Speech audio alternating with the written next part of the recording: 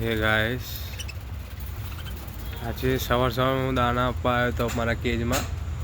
તો જે પેલું બર્ડ્સ હતું, નાનું બચ્ચું જે નીચે પડી ગયું હતું, તમે જોઈ શકો છો એની હાલત. જે ઉંદેડા એક બાજુનું પર જ આખું ખાઈ ગયો છે ઉંદેડો એનો, તમે જોઈ શકો છો. હવે ઉંદેડાનું શું કરું એ મને કંઈ ખબર પડતી નથી. જોઈ શકો છો તમે, આખું પર જ ખાઈ ગયો છે એનું. દાણા આપવા જો સવારમાં હું ઉતર્યો જ છું, અને બચ્ચાની હાલત તમે જોઈ શકો છો કેવી થઈ ગઈ છે. કાલે મેં એને મૂક્યું હતું ઉપર, તો પણ ખબર નહીં નીચે કેમનું આવી ગયું. તમે એની હાલત તમે જોઈ શકો છો. મને નથી લાગતું કે બહુ જીવે, પણ આપણાથી જેટલું થાય એટલું કરીશું.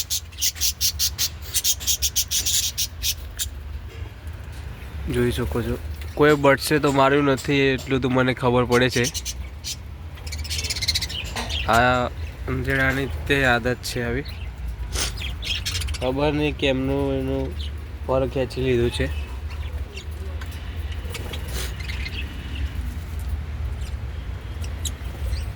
આ ઉડી શકતું નથી. એના પગ તમે જોઈ શકો છો, આ એ થઈ ગયા છે, તમે જોઈ શકો છો. જોઈ શકો છો બિચારાની હાલત કેવી થઈ ગઈ છે.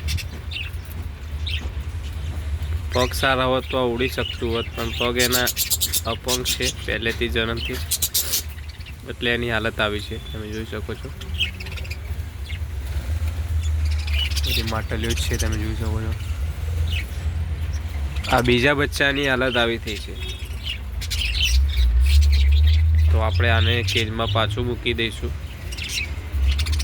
એની મા એને ખવડાવે તો આને કેજમાં મૂકી દઈએ અને દવા બવા કરીશું,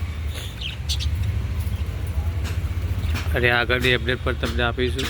તો પક્કુ પેરોને સબસ્ક્રાઈબ કરો, લાઈક કરો, શેર કરો. અને ઉંદેડાથી બચવા શું કરવું જોઈએ મને કંઈ તમે કોમેન્ટમાં જણાવજો, તો એનો કંઈ રસ્તો કરું. Okay, by. પક્કુ ચેનલને પક્કુ પેરોને સબસ્ક્રાઈબ કરજો.